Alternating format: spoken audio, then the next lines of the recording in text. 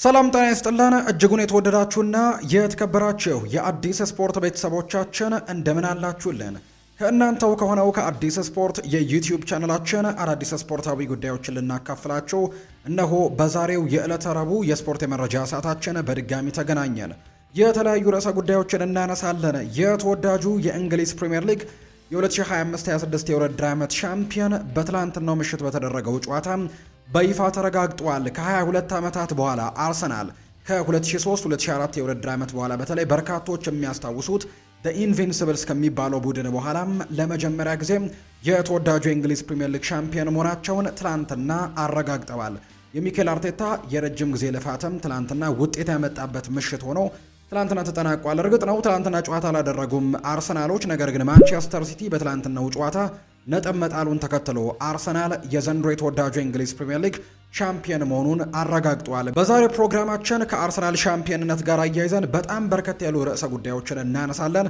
በርካቶች አርሰናል ትላንትና ሻምፒዮን መሆኑን ካረጋገጡ በኋላ ሀሳቦቻቸውን እየሰጡን ይገኛሉ። እነሱንም ጉዳዮች እናነሳለን። ትናንትና ምሽት የተደረገውን የማንቸስተር ሲቲና የቦርንመዝን ጨዋታ፣ ከዛ ውጪ ደግሞ በጣም ሲጠበቅ የነበረው ሌላኛው የለንደን ደርቢ ጨዋታ ደግሞ በቶተንሃም ሆትስፐርስ እና በቼልሲ መካከል በስታንፈርድ ብሪጅም ተደርጓል።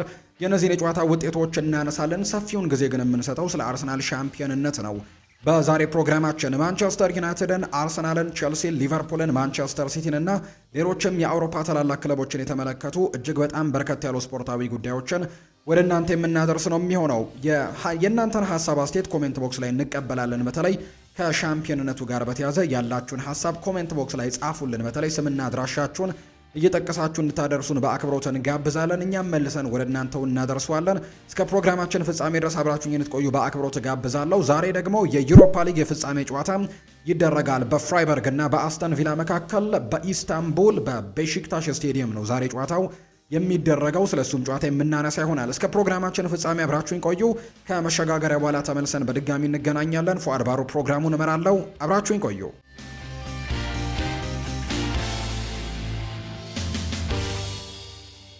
የሀገር ውስጥ መረጃን በማስቀደም የዛሬ ፕሮግራማችንን እንጀምር። ውድ ቤተሰቦቻችን የኢትዮጵያ ከ17 ዓመት በታች ብሔራዊ ቡድናችን በቅጽል ስማቸው ቀይ ቀበሮቹ ትላንትና የአፍሪካ ዋንጫ የምድብ የመጨረሻ ጨዋታቸውን አድርገዋል። ቀይ ቀበሮቹ ትላንትና ወሳኝ የተባለ ድልን ነው ማሳካት የቻሉት። በመጀመሪያው ጨዋታ ከግብጽ ብሔራዊ ቡድን ጋር በአቻ ውጤት ያጠናቀቀው ብሔራዊ ቡድናችን በቀጣዩ ጨዋታ በአዘጋጁ ሀገር ሞሮኮ የ2-1 ሽንፈት ገጥሞት ነበር። ትላንትና ግን ሌላኛዋን የምድብ ተሳታፊ የሆነችውን ቱኒዚያን ወሳኝ የሆነ ድልን ማሳካት ችሏል። የኢትዮጵያ ብሔራዊ ቡድን የምድብ ሶስተኛ ጨዋታውንም 1-0 በሆነ ውጤት ነው ማሸነፍ የቻለው። የኢትዮጵያን የማሸነፊያ ግብ አሚር ሚስባህ ከመረብ ጋር ማሳረፍ የቻለ ተጫዋች እንደሆነ ጭምር ነው የተመለከትነው። የቡድኑ አምበል የሆነው ቢኒያም አብርሃ በትላንትናው ጨዋታ ላይ በጣም ጥሩ የሚባሉ እንቅስቃሴዎችን ካሳዩ የኢትዮጵያ ብሔራዊ ቡድን ተጫዋቾች መካከል አንደኛው ነው። የጨዋታው ኮከብ በመባልም ጭምር የተመረጠው እሱ ነው። ቀይ ቀበሮቹ ከምድብ ጨዋታዎች 4 ነጥቦችን በመሰብሰብ አጠናቀዋል። ኢትዮጵያ ምድቡን በሶስተኛነት ነው ያጠናቀቀችው። ይህንን ተከትሎ ወደ ዓለም ዋንጫው ለማለፍም የጥሎ ማለፍ ጨዋታ እንደምታደርግ ነው የወጣላቸው መርሃ ግብር የሚያሳየው። ትናንትና ቀይ ቀበሮቹ ያሳኩትን ድል ተከትሎ ለቀጣዩ ለኳታር በሚደረገው የዓለም ዋንጫ ለማለፍም ከሌላ ምድብ ጋር ሶስተኛ ሀገር ከሆነች ሀገር ጋርም ጨዋታቸውን የሚያደርጉ ይሆናል። የቡድኑ አምበል እንዳልኳችሁ ቢኒያም አብርሃም የትላንትናው ጨዋታ ኮከብ ተብሎ ተሸልሟል። የትላንትናው ተጋጣሚ ቱኒዚያ ከምድቡ ተሰናባች ሀገርም ለመሆን ተገዳለች። ከጨዋታው መጠናቀቅ በኋላ የኢትዮጵያ እግር ኳስ ፌዴሬሽን ፕሬዝዳንት እና ደግሞ የካፍ ስራ አስፈጻሚ አባልም የሆኑት አቶ ኢሳያስ ጂራ የማበረታቻ ሽልማትም ቃል እንደገቡላቸው ጭምር ነው ለታዳጊዎቹም ይፋ የተደረገው። በጣም ትልቅ የሚባል ድል ነው ትላንትና እንዲሁ ማስመዝገብ የቻሉት። ወደ ዓለም ዋንጫው ለማለፍ ግን አሁንም አንድ የጥሎ ማለፍ ጨዋታ ማድረግ ይጠበቅባቸዋል ተብሎ ነው የሚጠበቀው። ሌላኛው ከሀገር ውስጥ የምናነሳው ጉዳይ ትናንትና 2 የኢትዮጵያ ፕሪሚየር ሊግ መርሃ ግብሮች ቀጥለው ተደርገዋል። 33ኛ ሳምንት ላይ የተደረጉ ጨዋታዎች ናቸው። ኢትዮጵያ መድን የአምናው ሻምፒዮን ከወላይታ ዲቻ ጋር ጨዋታውን አድርገው 0-0 በሆናቸው ውጤት አጠናቋል። በዚህ መሰረት ወላይታ ዲቻ 43 ነጥብ፣ ኢትዮጵያ መድን 42 ነጥብ መሰብሰብ ችለዋል። ሌላኛው ትናንትና የተደረገው ጨዋታ ደግሞ በመቻልና በባህር ዳር ከተማ መካከል የተደረገው ጨዋታ ነው። ይሄ የጨዋታ ውጤት 1-1 በሆናቸው ውጤት ነው የተጠናቀቀው። የባህር ዳር ከተማን ግብ አንተነህ ተፈራ ሲያስቆጠር ፈቱዲን ጀማል ደግሞ ለመቻል ጎሉን ያስቆጠረ ተጫዋች ነው። በሌላ ጨዋታ ኢትዮጵያ ንግድ ባንክ ከሀዲያ ሆሳዕና ጋር ጨዋታቸውን 0-0 በሆነ ውጤት ነው ያጠናቀቁት። መቻል ትላንትና ነጥብ ማግኘቱን ተከትሎ 53 ነጥቦችን በመሰብሰብ ሁለተኛ ደረጃ ላይ ሲቀመጥ፣ ባህር ዳር ከተማ በ45 ነጥብ 7ኛ፣ ኢትዮጵያ ንግድ ባንክ በ42 ነጥብ 11ኛ፣ ሀዲያ ሆሳዕና በ42 ነጥብ 12ኛ ደረጃ ላይ ነው የተቀመጡት። ወደ ውጭ ሀገር ስፖርታዊ መረጃዎቻችን በቀጥታ እናምራ። ውድ ቤተሰቦቻችን አርሰናል የ2025/26 የውድድር ዓመት የተወዳጁ የእንግሊዝ ፕሪምየር ሊግ ሻምፒየን መሆኑን ትላንትና በተደረጉ ጨዋታዎች መካከል በተለይ ማንቸስተር ሲቲ ነጥብ መጣሉን ተከትሎ አርሰናል የዘንድሮ የፕሪምየር ሊግ አሸናፊ መሆኑን ከወዲሁ አረጋግጧል። በርካቶች በጉጉት ሲጠብቁት የነበረ ጨዋታ ነው። በተለይ ትላንትና ለሻምፒዮንነቱ እጅግ በጣም ወሳኝ ሊሆን እንደሚችል ቀደም ብለንም ገልጸንላችሁ እንደነበር ይታወሳል። በትላንትናው ጠዋት በነበረው ፕሮግራማችን ምናልባት ሲቲና ቦርንመዝ የሚያደርጉት ጨዋታ ሻምፒዮኑን ለመለየት በጣም ወሳኝ ጨዋታ ይሆናል ብለው በርካቶች ግምቶቻቸውን ሲሰጡት ነበር። ምክንያቱም ቦርንመዞች ባለፉት 18 ያክል ጨዋታዎች ምንም አይነት ሽንፈት ያልገጠመው ቡድን ነው። አሰልጣኝ አንዶኒ ኢራኦላ ወሳኝ የሚባሉ ተጫዋቾቻቸውን በተለያዩ የዝውውር መስኮቶች ቢያጡም ነገር ግን በዚህ ውድድር ዓመትም ጠንካራ መሆናቸውን አሳይተዋል። ትላንትና ደግሞ ማንቸስተር ሲቲ ነጥብ በማስጣል አርሰናል የዘንድሮ ሻምፒየን መሆናቸውን እንዲያረጋግጡ በትላንትናው ምሽት ላይ አድርገዋቸዋል። የአርሰናል ደጋፊዎችም በተለያዩ ነገሮች እንግዲህ ደስታቸውን ሲገልጹ ተመልክተናል። ከዚህ ከአርሰናል ድልና ወይም ከዚህ ከአርሰናል ሻምፒየንነት ጋር በተያያዘ ግን አንድ ነገርን ማንሳት ወደድን። ይኸውም የዴክላን ራይስን አስተያየት ነው። ከዚህ በፊት የምታስታውሱት ከሆነ በማንቸስተር ሲቲ በተሸነፉበት ዕለት ወይም በፕሪሚየር ሊጉ 2-1 በተሸነፉበት ጨዋታ ላይ በተለይ በርካቶች የአርሰናል የዋንጫ ፉክክር ያበቃለት ጊዜ ነው ብለው በርካቶች ሲያነሱ ነበር። ምክንያቱም ከዛ ጨዋታ በፊት በነበሩት ጊዜያቶች ላይ የ9 ነጥብ ልዩነት ነበራቸው በአርሰናል እና በማንቸስተር ሲቲ መካከል። ነገር ግን አርሰናል በቦርንመዝ መሸነፉ ከዛ ውጪ በማንቸስተር ሲቲ ጭምር በተከታታይ ጨዋታዎች ላይ መሸነፉ ነጥቡን እኩል ለማድረግ እድሉን አመቻችቶለት ነበር ማንቸስተር ሲቲ ከነበረው አንድ ቀሪ ጨዋታ ጋር ተዳምሮ ማለት ነውና በዚህ ምክንያትም ምናልባት ከዛ በኋላ ማንቸስተር ሲቲዎች የመጨረሻዎቹ ሳምንታት ላይ ያላቸው ልምድ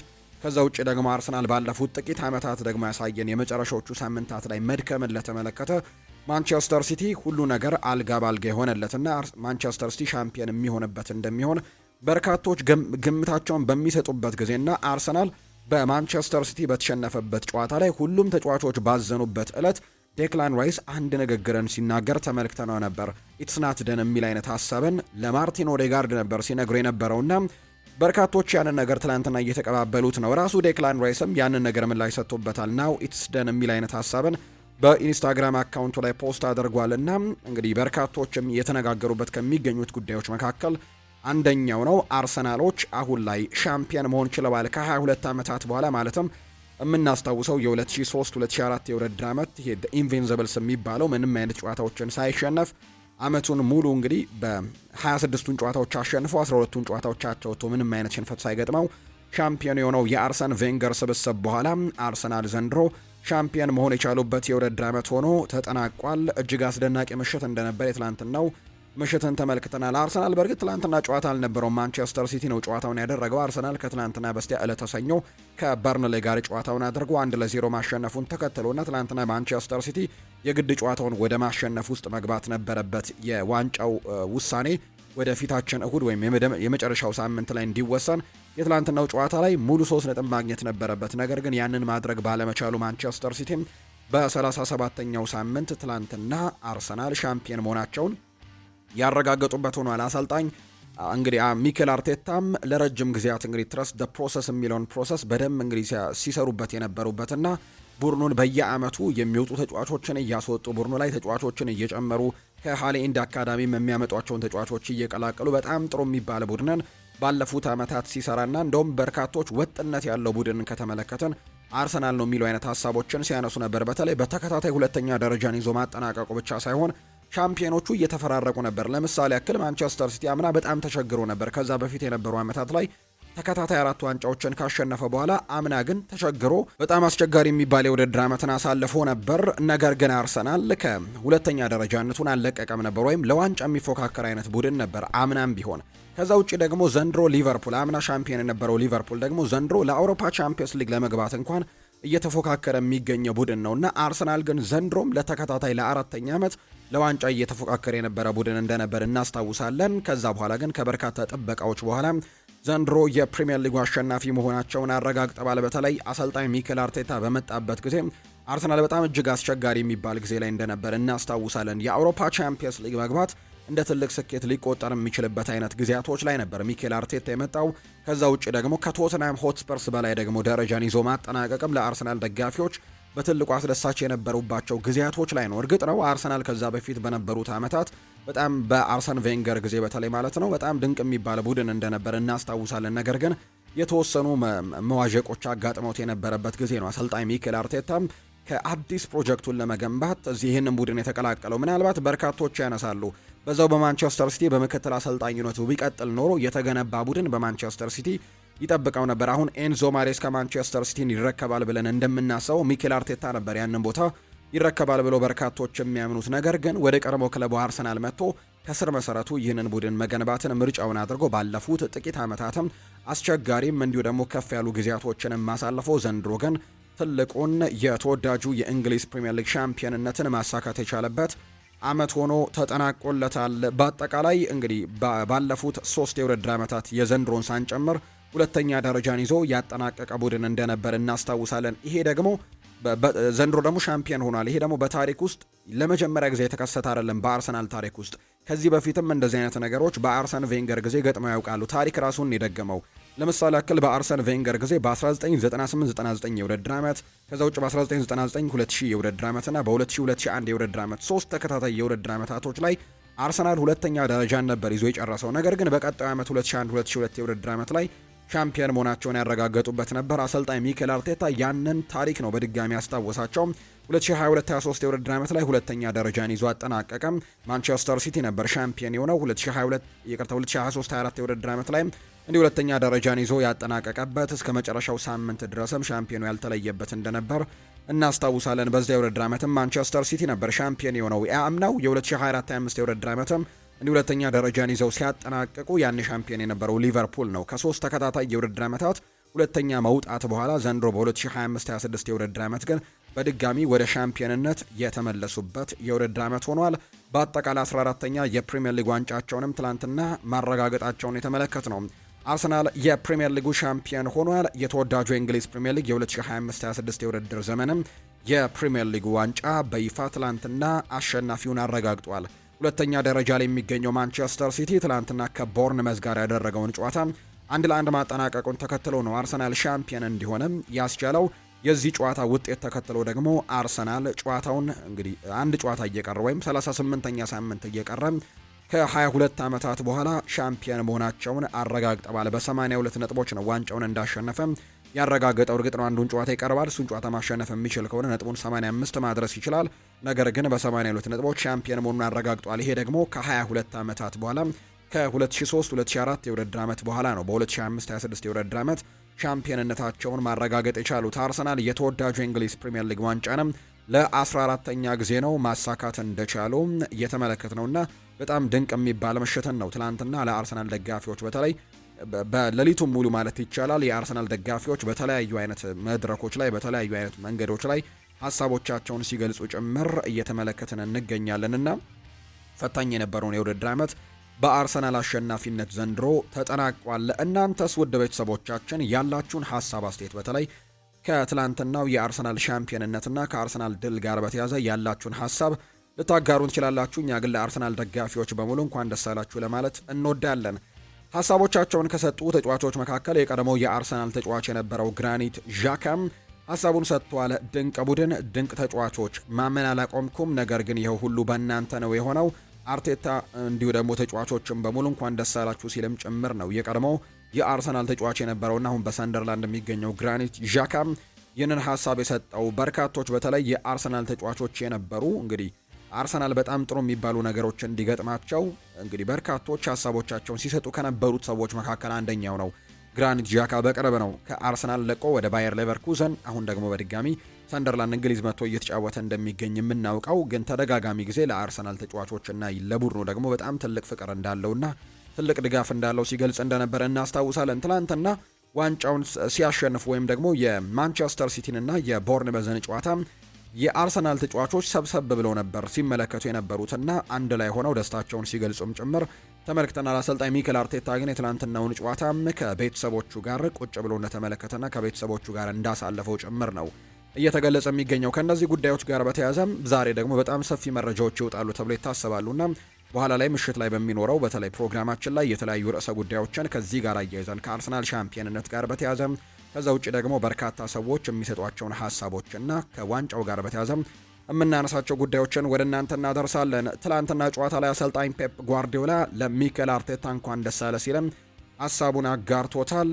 በጣም ደስ ብሎኛል፣ እንኳን ደስ አለ ልለው ፈልጋለሁ ብለዋል ጓርዲዮላ። የማንቸስተር ሲቲው አሰልጣኝ ፔፕ ጓርዲዮላ አሰልጣኝ ሚኬል አርቴታ ዋንጫው ይገባዋል ሲል ነው የተናገረው። አርቴታ እንኳን ደስ አለ ሲል ነው መልእክቱን ያስተላለፈለት ፔፕ ጓርዲዮላ። እሱ የተለየ ሰው ነው ሲልም ጭምር ነው የገለጸው። አክሎም የፕሪሚየር ሊግ ስኬትና ክብር ደግሞ ለአርቴታ ይገባዋል ሲልም ጭምር ተናግሯል። ማንቸስተር ሲቲ ነጥብ ያስጣሉት የቦርንመዝ አሰልጣኝ የሆኑት አንዶኒ ኢራኦላ ደግሞ በበኩላቸው አርቴታና አርሰናል እንኳን ደስ አላችሁ ልላቸው ፈልጋለሁ ሲልም ጭምር ነው የተናገረው። እነዚህ ሁለት ሰዎች ከአርቴታ ጋር በጣም የጠበቀ ግንኙነት እንዳላቸው ይነገራል። እነዚህ ሶስቱ አሰልጣኞች አንዶኒ ኢራኦላም፣ ፔፕ ጓርዲዮላም ከዛ ውጪ አርቴታ የባርሴሎና እንዲሁ ደግሞ የስፔን ከዚህ በፊት ያፈራቻቸው ሰዎች እንደሆኑ ይታወቃሉ። በስፔን በእግር ኳስ ተጫዋችነትም የምናውቃቸው አይነት ሰዎች ናቸው። ለምሳሌ ያክል ፔፕ ጓርዲዮላና አርቴታ በጣም የቀረበ ግንኙነት አላቸው። በማንቸስተር ሲቲ ቤት በአንድ ኮቺንግ ስታፍ ውስጥ ፔፕ ጓርዲዮላ ዋና አሰልጣኝ ሆኖ አርቴታ ምክትል አሰልጣኝ ሆኖ ለረጅም ጊዜያቶች እንዳሳለፉ የምናስታውሰው ነው። አንዶኒ ኢራኦላና ሚኬል አርቴታ ደግሞ የጠበቀ የልጅነት ጓደኝነት እንዳላቸው ጭምር ይነገራል። እንዲሁ የቡድን አጋሮችም እንደነበሩ ጭምር ነው የሚነገረውና ሶስቱም እንግዲህ ስፔን ያፈራቻቸው ድንቅ የሚባሉ አሰልጣኞች እንደሆኑ ነው የምናውቀው። ትላንትና ግን ሁለቱም አሰልጣኞች ፔፕ ጓርዲዮላም አንዶኒ ኢራኦላም ለሚኬል አርቴታ እንኳን ደስ አላችሁ የሚል አይነት መልእክትን አስተላልፈውላቸዋል። የትላንትናውን ጨዋታ እንመልከት። የሲቲንና የቦርንመዝን ጨዋታው 1-1 በሆናቸው ውጤት ነው የተጠናቀቀው። እንግዲህ ይህ ጨዋታ በተለይ ለማንቸስተር ሲቲ እጅግ በጣም ወሳኝ ነበር። ጨዋታውን ማሸነፍ የግድ ነበር ለማንቸስተር ሲቲ በዋንጫው ፉክክር ላይ ለመቆየት። ነገር ግን ሳይሳካላቸው ቀርተዋል። ትላንትና በቫይታሊቲ ስቴዲየም ጨዋታው የተደረገው ሁለቱም ቡድኖች በጣም ወሳኝ የሚባሉ ነገሮችን ይዘው ነው ወደዚህ ጨዋታ የመጡት። ቦርንመዝ የአውሮፓ ቻምፒየንስ ሊግ ተሳትፎን ለማግኘት በጣም ወሳኝ የሚባል ደግሞ ጊዜ ላይ እንደሚገኙ ይታወቃል። እርግጥ ነው እንዳልኳችሁ በጣም ወጥ የሆነ ቡድን እንደሆነ ባለፉት ጨዋታዎች የሚሸነፍ አይነት ቡድን እንዳልሆነ በተደጋጋሚ ሲያሳይ የነበረ ቡድን ነው። ትላንትናም ያንን ነገር አስቀጥሏል። በአውሮፓ ቻምፒየንስ ሊግ ተሳትፎን ለማግኘትም የግድ ነጥቦችን መሰብሰብ እንደሚጠበቅበት የሚታወቅ ጉዳይ ነውና የትላንትናውን ጨዋታ ቢያሸንፍ ኖሮ ምናልባት ከሊቨርፑል ጋር ያለውን ነጥብ ልዩነት ወደ 1 ማጥበብ ይችል ነበር። ነገር ግን ትላንትና 1 ነጥብ ማግኘቱን ተከትሎ ከሊቨርፑል ጋር ያለው ነጥብ ልዩነት አሁን 3 ነው። እንግዲህ ሊቨርፑል በቀጣዩ ጨዋታ 1 ነጥብ ማግኘት የሚችል ከሆነ 5ኛ ደረጃን እሱን ይዞ ማረጋገጥ የሚችልበትና የአውሮፓ ቻምፒየንስ ሊግን በቀጥታ መቀላቀል የሚችልበት እድሉ አለው። ለቦርንመዝ ግን የአውሮፓ ቻምፒየንስ ሊግ ቦታን የማግኘት እድሉ አሁንም ያላለቀ ጉዳይ ነው፣ ወይም ደግሞ ሙሉ ለሙሉ ያከተመ ነገር አይደለም። ምክንያቱም ምናልባት በፕሪሚየር ሊጉ እንኳን 5ኛ ደረጃን ይዘው እንኳን ማጠናቀቅ ባይችሉ ዛሬ በጣም ተጠባቂ የሚባል የዩሮፓ ሊግ የፍጻሜ ጨዋታ ይደረጋል። በኋላ ላይ በስፋት እናነሳዋለን። አስተን ቪላና ፍራይበርግ ነው የሚያደርጉትና አስተን ቪላ ምናልባት ዛሬ የዩሮፓ ሊግ ዋንጫን ማሳካት የሚችሉ ከሆነ ቦርንመዝ 6ኛ ደረጃን ይዞ የሚያጠናቅቅ ከሆነ ወደ አውሮፓ ቻምፒየንስ ሊግ መግባታቸውን ያረጋግጣሉ። ምክንያቱም አስተን ቪላ በፕሪሚየር ሊጉ ወደ አውሮፓ ቻምፒየንስ ሊግ መግባቱን አረጋግጦ ነበር። ዩሮፓ ሊግን ያሸነፈ ቡድንም ወደ አውሮፓ ቻምፒየንስ ሊግ ይገባልና ስለዚህ አስተን ቪላዎች በዩሮፓ ሊጉ ሻምፒዮንነታቸው ወደ ቻምፒየንስ በዩሮፓ ሊግ አሸናፊነታቸው ወደ ቻምፒየንስ ሊግ ስለሚገቡ በፕሪሚየር ሊጉ ደግሞ አንድ ቡድን ይጨምራል ማለት ነው። አስተን ቪላ ደረጃው ላይ ቢኖርም ነገር ግን አስተን ቪላ በሌላ መንገድ ቻምፒየንስ ሊጉን መግባቱን ተከትሎ በፕሪሚየር ሊጉ 5 ክለቦች ናቸው የሚሳተፉት። ስለዚህም ቦርንመዝ በዚህ ዝርዝር ውስጥ ለመካተት እድሉን ያገኛል ተብሎ ይታሰባል። ነገር ግን በቀጣዩ ጨዋታም 1 ነጥብ ቢያንስ ማግኘት ይጠበቅበታል። ምክንያቱም ከጀርባው ብራይተን አለ። በ3 ነጥብ ልዩነት ነው የተቀመጡትና ምናልባት ጨዋታውን ቦርንመዝ ተሸንፎ ብራይተን የሚያሸንፍ ከሆነ ብራይተን ነው 6ኛ ደረጃን መረከብ የሚችለው። ስለዚህም ይህንን አንድን ጨዋታ ቦርንመዝ ነጥብ ማግኘት ይጠበቅበታል ተብሎ ይታሰባል። እነዚህ ነገሮች ናቸው ትናንትና ሲጠበቁ የነበሩት። ቦርንመዝና ማንቸስተር ሲቲ ግን ጨዋታቸውን 1-1 በሆነ ውጤት ነው ያጠናቀቁት። በጨዋታው ላይ ኤሊ ጁኒየር ክሩፒ 39ኛው ደቂቃ ላይ ነው ቀዳሚውን ጎል ማስቆጠር የቻለው ለቦርንመዝ። በተለይ አሰልጣኝ ፔፕ ጓርዲዮላ በመጀመሪያው 45 የጨዋታ ክፍለ ጊዜ የተጠቀሟቸው አስተላለፎች በርካቶች እንግዲህ አጠያቂ ነው የሚሉ አይነት ሀሳቦችን ሲሰጡ ነበር። ምክንያቱም በመጀመሪያው 45 የጨዋታ ክፍለ ጊዜ ላይ ሁነኛ የምንለው የማጥቃት ባህር ያለው የአማካይ ስፍራ ተጫዋችን ይዞ አልገቡም። ሮድሪንና ማቴዮ ኮቫቺችን ከበርናርዶ ሲልቫ ጋር ነበር ማጣመሪያን ምርጫው ያደረገው። ከዛ ውጪ ሴሜኒዮ፣ ሃላንድና ዶኩ በአጥቂ መስመር ላይ ነበሩ። እነ ራያን ሸርኪ እነ ፊል ፎደን በጨዋታው ላይ አለመኖራቸው ምናልባት የፈጠራ አቅማቸውን ሳይቀንሰው እንዳልቀረ ነው በርካቶች ያነሱት። ነገር ግን ሁለተኛው 45 የጨዋታ ክፍለ ጊዜ ላይ ራያን ሸርኪንም ፊል ፎደንንም ከዛ ውጪ ሳቪኒዮንና እንዲሁ ኦማር ማርሙሽን ቀይሮ አስገብተዋል። በተለይ የሳቪኒሆ የፊል ፎደን እና የሬያን ሸርኪ ተመሳሳይ ሰዓት የተደረገ ቅያሪ ወይም አንድ ላይ የገቡ ተጫዋቾች እንደነበሩ ጭምር ነው የተመለከተውና ምናልባት በመጀመሪያ 45 የጨዋታ ክፍለ ጊዜ ላይ ያንን አለማድረጋቸው ወይም ደግሞ እነዚህን የፈጠራ አቅም ያላቸውን ተጫዋቾች አለመጠቀማቸው ትልቅ ዋጋ እንዳስከፍላቸው በርካቶች እያመኑ ይገኛሉ። እንደ ምክንያትነት ከተመለከትነው በመጀመሪያ 45 የጨዋታ ክፍለ ጊዜ የነበራቸው የጎል ሙከራና ሁለተኛው 45 የጨዋታ ክፍለ ጊዜ የነበራቸው ሙከራም ተመሳሳይ አይደለም። በመጀመሪያው 45 የጨዋታ ክፍለ ጊዜ ላይ 5 ሙከራዎችን ብቻ ነው ያደረጉት። ኤክስፔክትድ ጎልሳቸው ወይም ኤክስጂውን ከተመለከትነው 0.35 ብቻ ነበር ትናንትና በመጀመሪያው 45 የጨዋታ ክፍለ ጊዜ ላይ ያስመለከቱት። ነገር ግን ሁለተኛው 45 የጨዋታ ክፍለ ጊዜ ላይ 9 ሙከራዎችን ማድረግ ችለዋል። ከዛ ውጭ ደግሞ ጎሉም የተቆጠረው ሁለተኛው 45 የጨዋታ ክፍለ ጊዜ ነው። ኤክስጂያቸውም ወደ 1.32 ከፍ ያለበት ጭምር እንደሆነ ትናንትና ተመልክተናል። ለማንቸስተር ሲቲ ወደ መጨረሻዎቹ ደቂቃዎች ላይ ነው ትላንትና ጎሉን ያስቆጠረው ኤርሊንግ ብራውት ሃላንድ እንደነበር ነው የተመለከትነው። ጨዋታው ሊጠናቀቅ በጣም ሽረፍራፊ ሰከንዶች ወይም የዳኛው ፊሽካ በሚጠበቅበት ሰዓት ነው 95ኛው ደቂቃ ላይ ኳስና መረብን ማገናኘት የቻለው። ይሄ ግን ለማንቸስተር ሲቲ ምንም አይነት ነገር ማምጣት ያልቻለበት እንደሆነ ጭምር ነው የተመለከት ነው። በአጠቃላይ ከጨዋታው ጋር በተያያዘ አሰልጣኝ ፔፕ ጓርዲዮላ እንዲሁ ሀሳቡን ሰጥቷል። ማንቸስተር ሲቲ ቀጣይ ዓመት ይመለሳል ሲል ነው ፔፕ ጓርዲዮላ የተናገረው። አሰልጣኝ ፔፕ ጓርዲዮላ በውድድር ዘመኑ መጨረሻ ስለ ቆይታቸው ከክለቡ ጋር እንደሚነጋገሩ ገልጸዋል። ሰሞኑን የወጡ መረጃዎች እንደሚያሳዩት ከሆነ አሰልጣኝ ፔፕ ጓርዲዮላ በአጠቃላይ እንደሚለቁ በክረምት የተጫዋቾች የዝውውር መስኮት ሲዘገብ እንደነበረና አሰልጣኝ ኤንዞ ማሬስካም የፔፕ ጓርዲዮላን ቦታ ሊተካ እንደሚችል ሲነገር እንደነበር ወይም የተረጋገጠ ጉዳይ እንደነበር ፋብሪዚዮ ሮማኖ ጭምር በምናውቀው ሂር ዊጎ በሚለው ነገርም እንዳረጋገጠው የምናስታውሰው ነበር። ነገር ግን ትላንትና አሰልጣኝ ፔፕ ጓርዲዮላ ከጨዋታው በኋላ የሰጧቸው አስተያየቶች ግን አወዛጋቢ እንዲሆን አድርጎታል። ምክንያቱም አሁንም 1 ዓመት ቀሪ ኮንትራት አለኝ የሚል አይነት ሀሳብን ነው እየሰጠ የሚገኘውና ስለ መልቀቅ ያሰብ አይነት አስተያየት አይመስልም የትላንትናው አስተያየት። ወይም ደግሞ ፔፕ ጓርዲዮላ እንደሚለቅም የተረጋገጠ ነገር ቢሆን ኖሮ እንደዚህ አይነት ንግግሮችን ይናገራል ብሎ መጠበቅ በጣም አስቸጋሪ እንደሚያደርገው ይታመናል። በሚቀጥለው የውድድር ዓመት 1 ዓመት ኮንትራት ይቀረኛል የሚል አይነት ሀሳብን ጭምር ነው ከትላንትናው ጨዋታ በኋላ እየሰጠ የነበረውና ነገር ግን አንዳንድ ዘገባዎች እንደሚያሳዩት ከሆነ በኋላ ላይ በስፋት እናነሳዋለን በተለይ የሲቲ ጉዳዮችን ስናነሳ።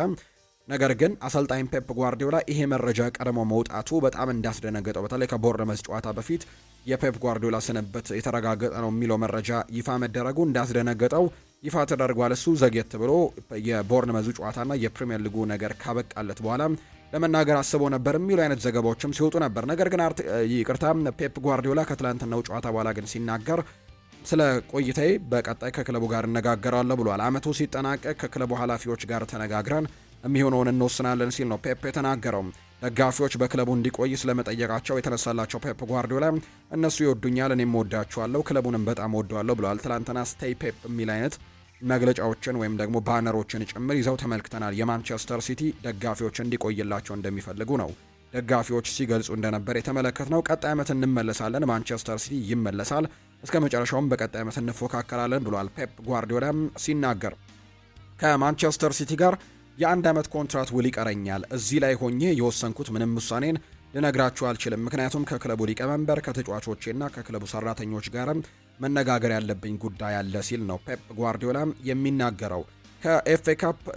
ለኤፍኤ ካፕ እንዲሁ ደግሞ ለቻምፒየንስ ሊግ ማለፍና ለፕሪሚየር ሊጉ ስንጫወትም በጭንቅላቴና በትኩረቴ ውስጥ ያለው አንድ ነገር ብቻ ነው፣ ቡድኑን ወደ ላቀ ደረጃ ለማድረስ መጣር እንዳለብኝ ጠንቅቄ አውቅ ነበር። ያንን ነገር ነው እያደረግኩ የምገኘው ሲልም ጭምር ነው ፔፕ ጓርዲዮላ ትላንትና ሀሳቡን ሲሰጥ እንዲሁ እየተመለከት ነው። በመላው የማንቸስተር ሲቲ ስም ለአርሰናልና ለሚኬል አርቴታ እንዲሁ ለረዳቶቹ ከጀርባ ሆነው ለሚሰሩ የክለቡ ሰራተኞችም ለሁሉም የአርሰናል ተጫዋቾችና ለአርሰናል ደጋፊዎችም ለዚህ የፕሪሚየር ሊግ ዋንጫ እንኳን ደስ አላችሁ ልላቸው ፈልጋለሁ ብለዋል ፔፕ ጓርዲዮላ ሲናገር። በድጋሚ የ1 ዓመት ኮንትራቱ ሊቀረኛል ማለት እችላለሁ። ለብዙ ዓመታት ካደረኳቸው ውይይቶችና ሁልጊዜም ካለኝ ልምድ በመነሳት በውድድሩ መሃል ውሳኔን ይፋ ማድረግ በጣም መጥፎ ውጤቶችንም ያስከትላል ብሏል ፔፕ። መጀመሪያ ማነጋገር ያለብኝ ሰው የክለቡን ሊቀመንበር ነው፣ ምክንያቱም ሁለታችንም የውድድር ዓመቱ ሲያልቅ ተቀምጠን ለመነጋገር ወስነናል። ነገሩ ልክ እንደዚሁ ቀላል ነው፣ ከዛ በኋላ ውሳኔዎችን እናሳልፋለን ሲል ነው ፔፕ ጓርዲዮላ የተናገረው። ከክለቡ ጋር ሁልጊዜ የምነጋገራለሁ፣ አሁን ሳይሆን ገና ከ4 ወይም ከ3 የውድድር ዓመታት በፊት 1 ዓመት ኮንትራት ሲቀረኝ ጀምሮ ነበር ስነጋገር የነበረው። በመጀመሪያ ልትረዱት የሚገባው ነገር ቢኖር መጀመሪያ ከሊቀመንበሬ ሀልዱን አልሙባረክ ጋር መነጋገር እንዳለብኝ ልክ ነኝ። ከዚያ በኋላ ነው የአንድ ዓመት ኮንትራት ቢቀረኝ እንኳን ስለ ብዙ ነገሮችም ስለ ሁሉም ነገሮችም ተናግሬ ውሳኔ ላይ መድረስ የምችለው ሲልም ጭምር ነው ፔፕ የተናገረው። ስለዚህ ከተናገራቸው ንግግሮች አንጻር ምናልባት በማንቸስተር ሲቲ የመቆየት እድሎች ሊኖሩት እንደሚችሉ የሚያሳዩ ሀሳቦች ናቸው እየወጡ የሚገኙት። ሌላኛው ኤርሊንግ ብራውት ሃላንድ ነው የተናገረው። መላው ክለብ አሁን ላይ ይህንን እንደ መነሳሻ ሊጠቀምበት ይገባል። መቆጣት አለብን። በውስጣችን ያንን የሚነድ ስሜትም ልንሰማው ይገባናል። ምክንያቱም ይሄ በቂ አይደለም ሲልም ነው የተናገረው። የፕሪሚየር ሊጉን ዋንጫ ሳናሸንፍ አሁን 2 ዓመታት አልፎናል። ልክ እንደ ዘላለም ነው የሚሰማኝ። በቀጣዩ የውድድር ዓመት እዚሁ የሚገኝ እያንዳንዱ ሰው ሊጉን ለማሸነፍም የምንችለውን ሁሉ እናደርጋለን ሲል ይናገራል። ሃላንድ 2 ጨዋታዎችን በማሸነፍና ለፕሪሚየር ሊግ ዋንጫ ስለተደረገው ፉክክር ሲናገርም 2 ዋንጫዎችን ስለማሸነፍ ሲጠየቅም ከባለፈው የውድድር ዓመት የተሻለ ነገር በሊጉ አሁንም ትንሽ ተጨማሪ መግፋት እንችል ነበር ብዬ አምን ነበር። ነገር ግን አሁን ሁሉም ነገር አልቋል።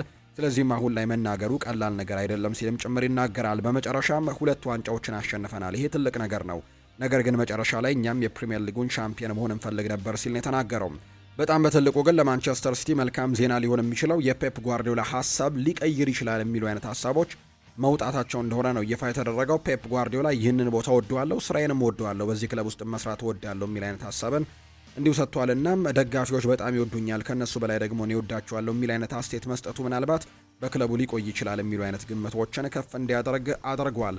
አርሰናል ግን የትላንትናውን ሻምፒዮንነት አረጋግጧል። የተወዳጁ የእንግሊዝ ፕሪሚየር ሊግ የደረጃ ሰንጠረዥን እንመልከት። አርሰናል 82 ነጥቦችን በመሰብሰብ አንድ ቀሪ ጨዋታ ይቀራል። 38ኛው ሳምንት የፊታችን እሁድ ነው የተወዳጁ የእንግሊዝ ፕሪሚየር ሊግ ፍጻሜውን የሚያገኘው በሴልኸርስት ፓርክ። ክሪስታል ፓላስና አርሰናል በሚያደርጉት ጨዋታ አርሰናል በይፋ ዋንጫቸውን ይረከባሉ ተብሎ ይታሰባል። ጋርድ ኦፍ ኦነርም ያደርጋሉ ተብሎ ይታሰባል። ክሪስታል ፓላሶች ለሻምፒዮኑ አርሰናል 82 ነጥቦችን በመሰብሰብ ግን አንደኛ ደረጃ ላይ ተቀምጦ ሻምፒዮን መሆኑን አረጋግጧል። ማንቸስተር ሲቲ በ78 ነጥቦች ሁለተኛ ደረጃን ይዞ ማጠናቀቁን ያረጋገጠ ቡድን ነው። ማንቸስተር ዩናይትድ አምና 15ኛ ደረጃን ይዞ ነበር ያጠናቀቀው። ዘንድሮ ግን በትልቁ ተሻሽሎ 68 ነጥቦችን በመሰብሰብ 3ኛ ደረጃን ይዞ ማጠናቀቁን ያረጋገጠ ቡድን ነው። አስተን ቪላ 4ኛ ደረጃ ላይ ተቀምጧል በ62 ነጥብ። ሊቨርፑል በ59 ነጥብ 5ኛ ደረጃ ላይ የተቀመጠ ቡድን ነው። ቦርንመዝ፣ ብራይተን 6 እና 7 የተቀመጡ ናቸው። ትላንትና ቸልሲም እንዲሁ ጨዋታውን ያደርገው እንደነበር ተመልክተናል። ቸልሲ ትላንትና ጨዋታውን ያደረገው ከቶትናም ሆትስፐርስ ጋር ነበር። ይሄ ጨዋታም በርካቶች በጉጉት የሚጠብቁት ጨዋታ ነበር። ምክንያቱም ለቸልሲ አንደኛ ነገር ወደ አውሮፓ ውድድሮች ወይም ደግሞ ቢያንስ የኮንፈረንስ ሊግና የዩሮፓ ሊግ ቦታን ይዞ ለማጠናቀቅ የሚደረግ ትንቅንቅ እንደሆነም ሲጠበቅ ነበር። ከዛ ውጭ ቶትናም ደግሞ ላለመውረድ እየታገለ ነው የሚገኘውና የእነዚህ ሁለት ቡድኖች ጨዋታ በትልቁ ይጠበቅ ነበር። የለንደን ደርቢ ነው። የምዕራብ ለንደኑ ክለብ ቸልሲና የሰሜን ለንደን ክለብ ቶትናም ነው። እነዚህ ሁለት ክለቦችን በተመለከቱ ትላንትና ምሽት ላይ የተለያዩ ፕሮግራሞችን ወደ እናንተ ሰርቼ ነበር። በጣም ተቀናቃኝነታቸው ከእግር ኳስም በዘለለ ከከተማ ተቀናቃኝነትም ጋር በተያዘ ቸልሲና ቶትናም በጣም ትልቅ ተቀናቃኝነት ያላቸው በጣም የረጅም ጊዜ ታሪክ ያላቸው ትንቅንቆች እንደሆኑ ሲገለጽ ነበርና እነሱን ጉዳዮች ስናነሳ ነበር። ትናንትና ሜዳ ላይ ደግሞ ትልቅ ፉክክርን አድርገዋል። ኤንዞ ፈርናንዴዝ 18ኛው ደቂቃ ላይ ባስቆጠረው ጎል ለቸልሲ ቀዳሚ ያደርጓቸው ነበር። በመጀመሪያው 45 የጨዋታ ክፍለ ጊዜ፣ ሁለተኛው 45 የጨዋታ ክፍለ ጊዜ ላይ እንዲሁ ኤንዞ ፈርናንዴዝ አሲስት ያደረገለትን አንድሬ ሳንቶስ ኳስና መረብን አገናኝቶ 67ኛው ደቂቃ ላይ መሪነቱን ወደ 2-0 ከፍ አደረገው። ከዛ ውጪ 74ኛው ደቂቃ ላይ ሪቻርልሰን ብራዚላዊው አጥቂም ለቶትናም ጎል ቢያስቆጥርም ነገር ግን ሮቤርቶ ዲ ዘርቤን ቡድን ከሽንፈት መታደግ አልቻለም። ጨዋታውን በዚህ ውጤት 2-1 በሆነ ውጤት ነው የተጠናቀቀውና ትላንትና በቼልሲዎች ጨዋታውን ድል ማድረጋቸውን ተከትሎ ትልቅ ነገርን ማሳካት የቻሉበት ወይም ደግሞ በጣም ጠቃሚ የሚባል ድልን ያሳኩበትና ደረጃቸውንም ከፍ ያደረጉበት እንደሆነ ጭምር የተመለከቱ ነው። ምክንያቱም ቼልሲ ትላንትና ማሸነፉን ተከትሎ ከነበረበት 10ኛ ደረጃ ወደ 8ኛ ደረጃ መስፈንጠር ችሏል። ባለፉት 7 ጨዋታዎች ጥሩ የሚባሉ ውጤቶች አልገጠማቸውም ነበር። 6 ተከታታይ ጨዋታዎችን ከተሸነፈ በኋላ ከሊቨርፑል ጋር አቻ ተለያይቶ ትላንትና ደግሞ ወደ ድል መንገዱ የተመለሰበት ነው። በሳምንቱ አጋማሽ አሰልጣኝ ቻቪ አሎንዞን በአሰልጣኝነት መቅጠሩን እናስታውሳለን። በሚቀጥለው የውድድር ዓመትም ጠንካራ ቡድን ይገነባል ተብሎ ይታሰባል። የአውሮፓ ተሳትፎችን ማግኘት ደግሞ ለቼልሲ በጣም ጠቃሚ ይሆናል ተብሎ ይታሰባልና ትላንትና ድል ማድረጋቸውን ተከትሎ የደረጃ ለውጥ አድርገዋል። በዚህም 8ኛ ደረጃ ላይ ተቀምጠዋል። ቢያንስ አሁን የኮንፈረንስ ሊግ ቦታን ማግኘት ችለዋል። ምክንያቱም 8ኛ ደረጃ ላይ የሚያጠናቀቅ ቡድን የኮንፈረንስ ሊግ ቦታን ማግኘት እንደሚችል ይታወቃልና የኮንፈረንስ ሊግ ቦታን አግኝተዋል። ነገር ግን ወደ ዩሮፓ ሊግም ከፍ ሊሉ የሚችሉበት እድሉ እንዳላቸው ይፋ ተደርጓል። የአውሮፓ ቻምፒየንስ ሊግ ተሳትፎን የማግኘት እድል የላቸውም በጭራሽ። ምክንያቱም ስድስተኛ ደረጃን እንኳን ይዘው ማጠናቀቅ አይችሉም። አሁን 52 ነጥብ ነው ያላቸው።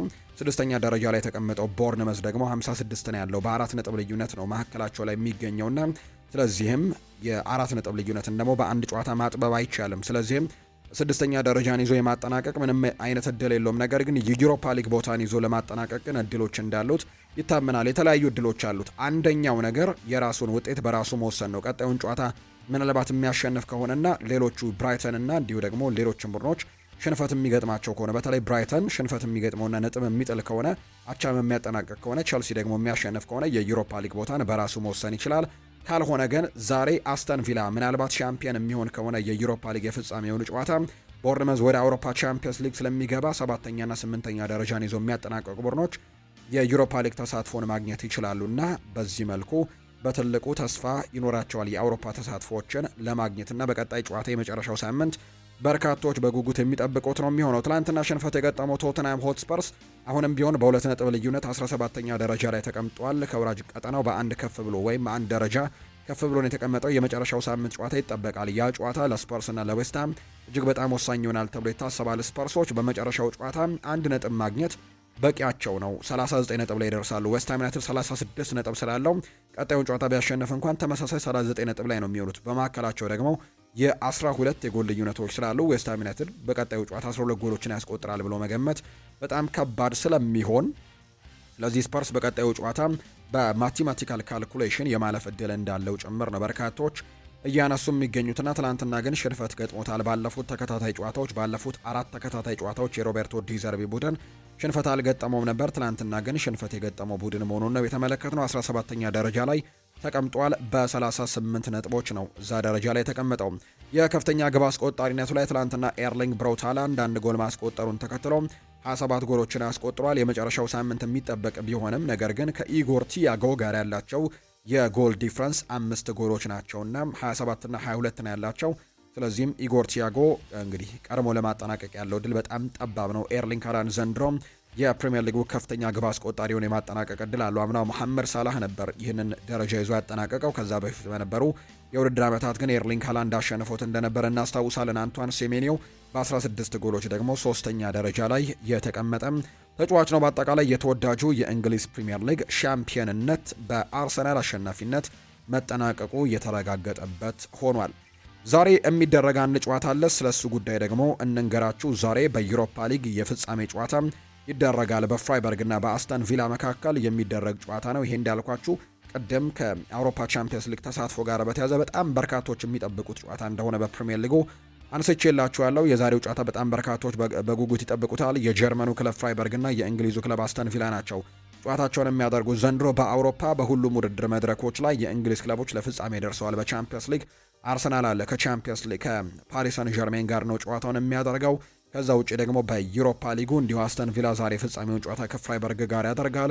በኮንፈረንስ ሊግ ደግሞ ከክሪስታል ፓላስ ለፍጻሜ የደረሰ ቡድን እንደሆነ ይታወቃልና የእንግሊዝ ቡድኖች በአብዛኛው ለፍጻሜ መድረሳቸውን አረጋግጠዋል። የዛሬው ጨዋታ ደግሞ ለአስተን ቪላ ትልቅ ግምት የተሰጠበት እንደሆነ ነው ይፋ የተደረገው። በዛሬው ጨዋታ ላይ በአስተን ቪላ በኩል ቪክተር ሊንድሎፍ እና አማዱ ኦናና ከጉዳታቸው አገግሞ ምናልባት የመመለስ እድል አላቸው ተብሎ ይታሰባል። ከዛ ውጪ ግን የሚታወቁት ቡባካር ካማራ እና ሮዝ ባርክሌይ በዛሬው ጨዋታ ላይ እንደማይኖሩ ነው የተረጋገጠው። 42684 ደጋፊዎችን በሚይዘው በቤሺክታሽ ፓርክ የዛሬው ጨዋታ ይደረጋል። ቱርክ ኢስታንቡል ላይ ነው ይሄ ጨዋታ የሚደረገው። ፍራንሲ ሌቴጂየር ደግሞ ፈረንሳዊው አልቢተር ይህንን ጨዋታ በማልዳኝነት ይመሩታል ተብሎ እንደሚታሰብ ነው የወጣው መርሃ ግብር የሚያሳየው። እነዚህ ሁለት ቡድኖች ከዚህ በፊት ተገናኝተው እንደማያውቁ ነው ዘገባዎች የሚያሳዩትና ከዚህ በፊት የእርስ በርስ ግንኙነት እንደሌላቸው የሚያሳዩ መረጃዎች አሉ። ዛሬ ግን የፍጻሜው ጨዋታ በቱርክ የሚደረግ ይሆናል፣ የዩሮፓ ሊግ የፍጻሜ ጨዋታ።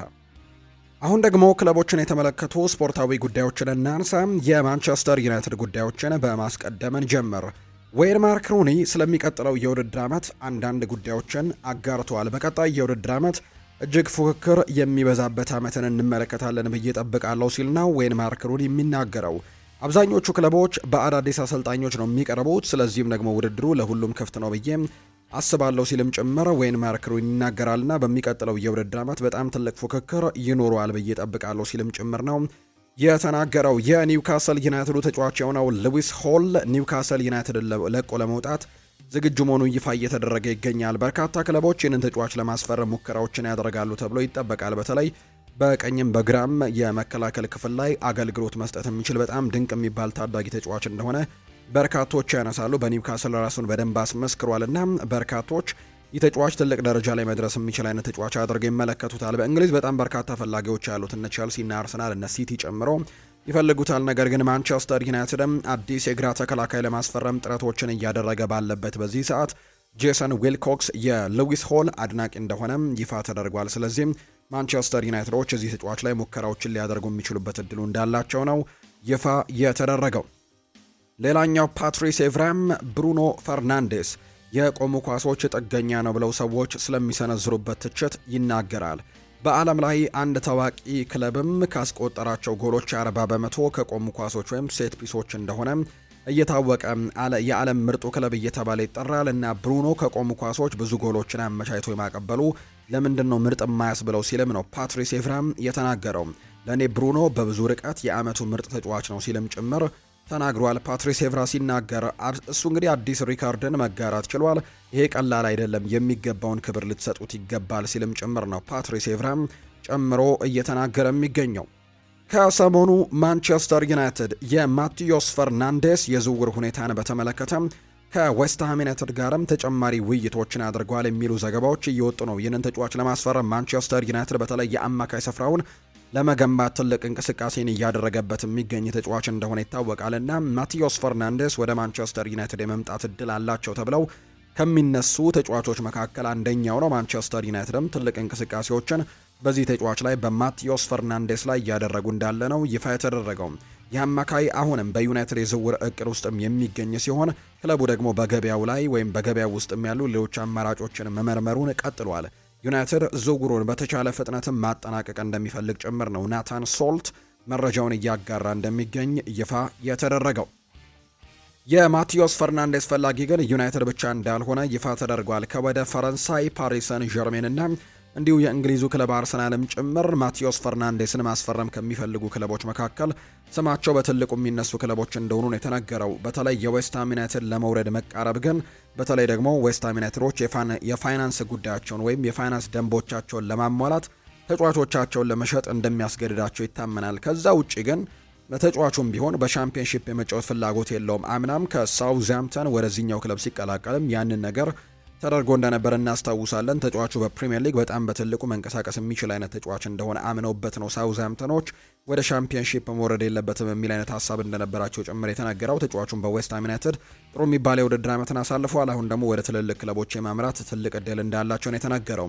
ምንጮች እንደሚናገሩት ከሆነ ዌስትሃም ዩናይትድ 100 ሚሊዮን ፓውንድ ማግኘት ሊኖርባቸው ይችላል።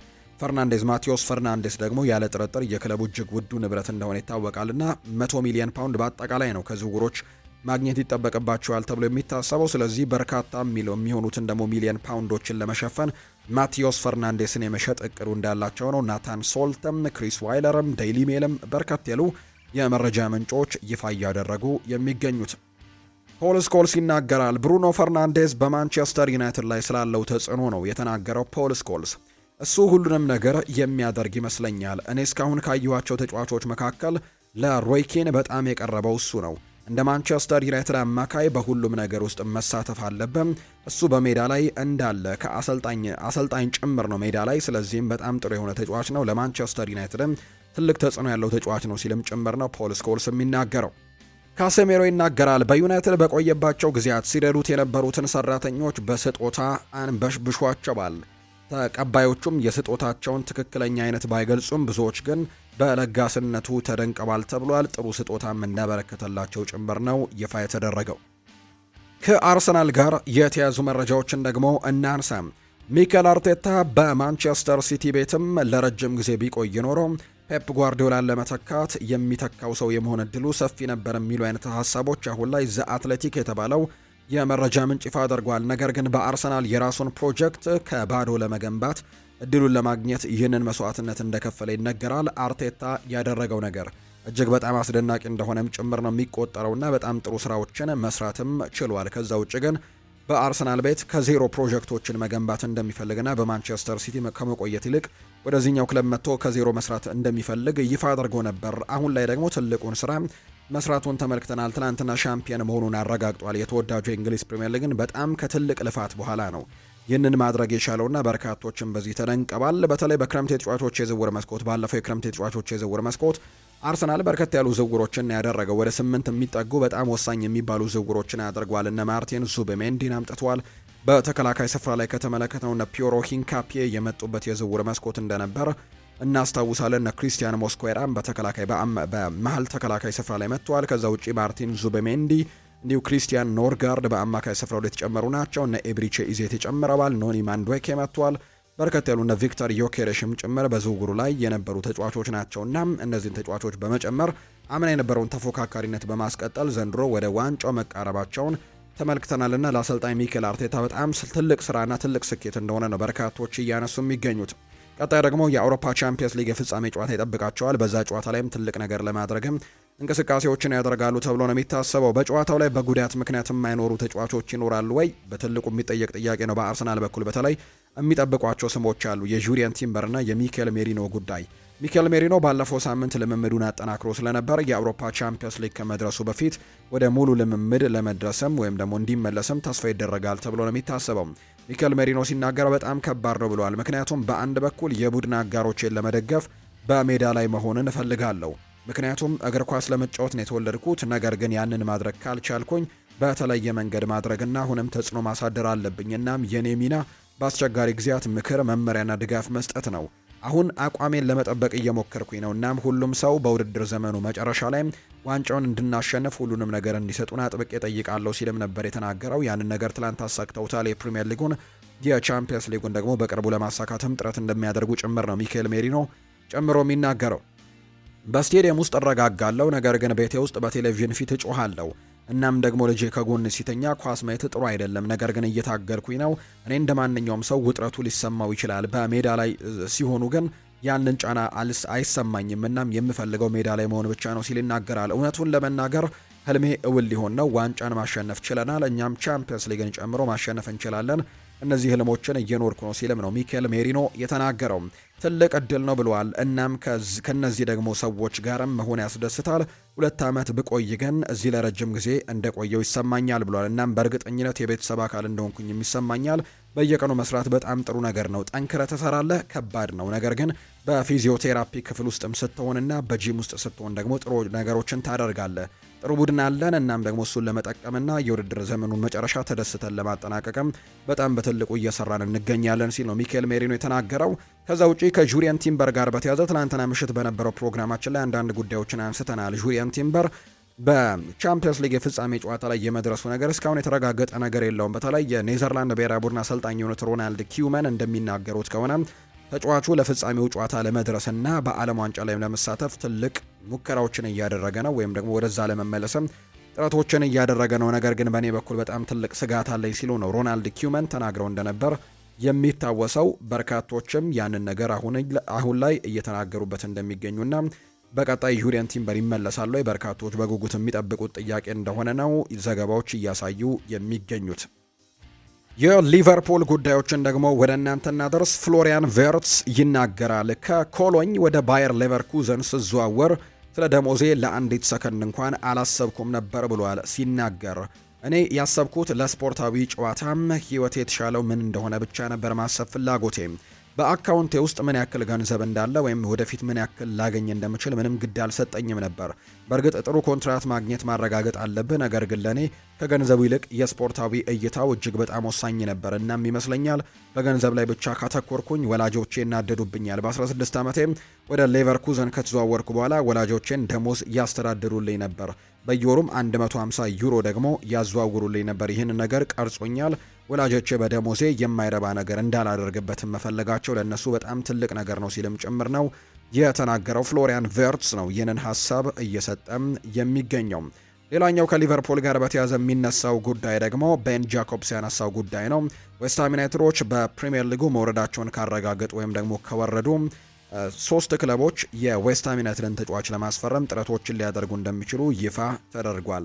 በዚህ መሰረትም ሊቨርፑል፣ ቼልሲ እና ማንቸስተር ዩናይትድ ዣሮድ ቦውንን ለማስፈረም እንቅስቃሴዎችን ሊያደርጉ የሚችሉበት እድሉ እንዳላቸው ይፋ እየተደረገ ይገኛልና በቀጣይ ዣሮድ ቦንን ለማስፈረም በጣም ትልቅ እንቅስቃሴዎችን ሊያደርጉ የሚችሉበት እድሉ እንዳላቸው እነዚህ 3 ክለቦች ያልኳቸው ቸልሲ፣ ሊቨርፑል እና ማንቸስተር ዩናይትድ በትልቁ እንቅስቃሴዎችን ሊያደርጉ የሚችሉበት እድል እንዳለ የሚያሳዩ መረጃዎች ናቸው እየወጡም የሚገኙት።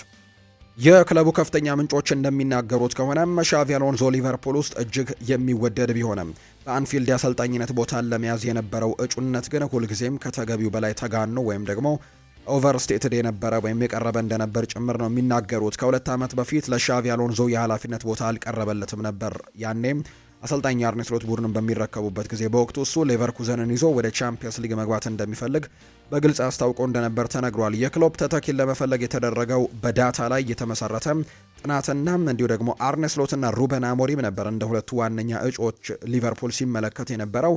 ግልጽ የመጀመሪያ ምርጫ የነበረው አርኔ ስሎት ለቦታው ከፍተኛ ፍላጎት በማሳየት በእንግሊዝ የመጀመሪያ የውድድር ዘመኑ ላይ የፕሪሚየር ሊግ ዋንጫን ማምጣት ችሏል። ሊቨርፑል ውስጥም ይህ ስኬት የአርኔ ስሎት የመጀመሪያ ዓመት ዋንጫ በአግባቡ ዋጋ እንዳልተሰጠውና ዝቅ ተደርጎ እንድታይ የሚታመን ነው።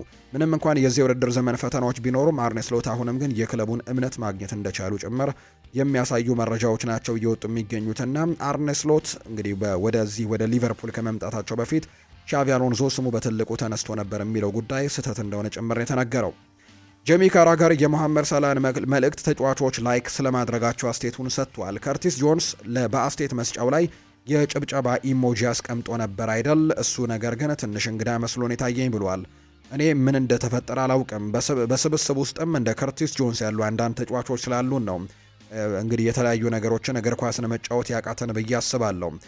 ኳስ ከማቀበሉ በፊት 6 ጊዜ ይነካዋል። እኔም ደግሞ ቀስ በቀስ ልጄ ከዚህ ነገር ውስጥም ውጣ አልኩት። ሳላህ ማድረግ የሚፈልገውን ሁሉ እንዲያደርግም ተዉት።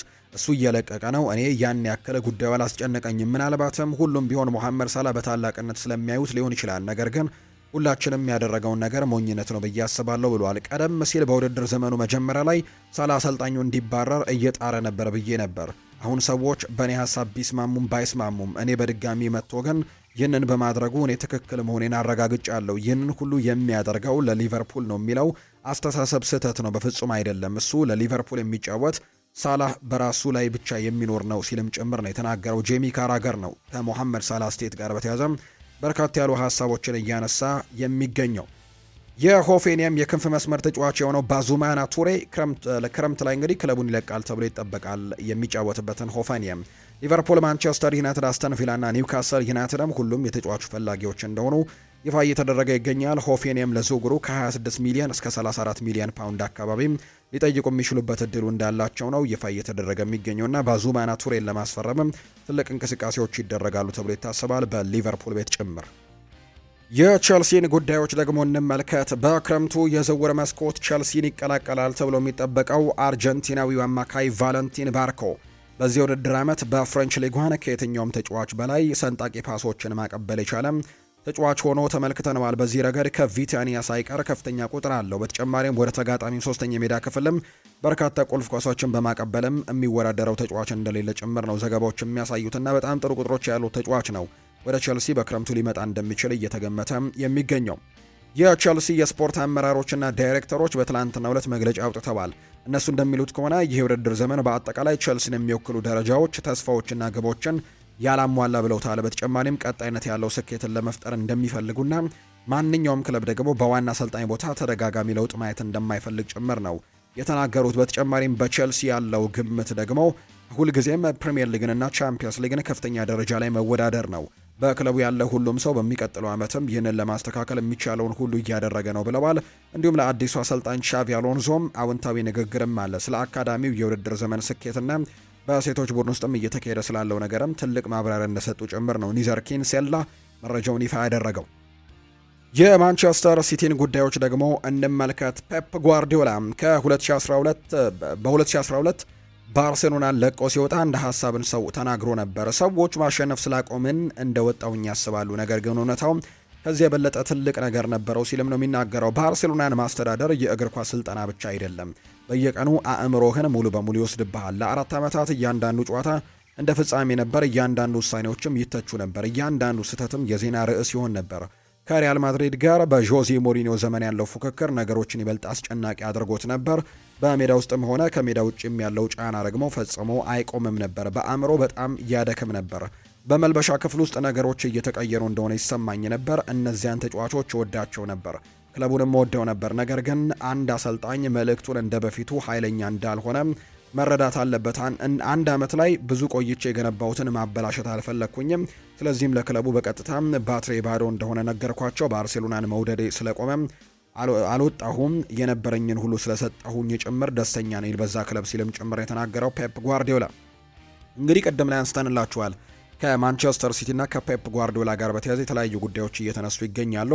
ኤንዞ ማሬስካ ግን ወደ ስራ ለመመለስ በጥሩ ሁኔታ ላይ እንደተዘጋጀ የሚያሳዩ መረጃዎች አሉ።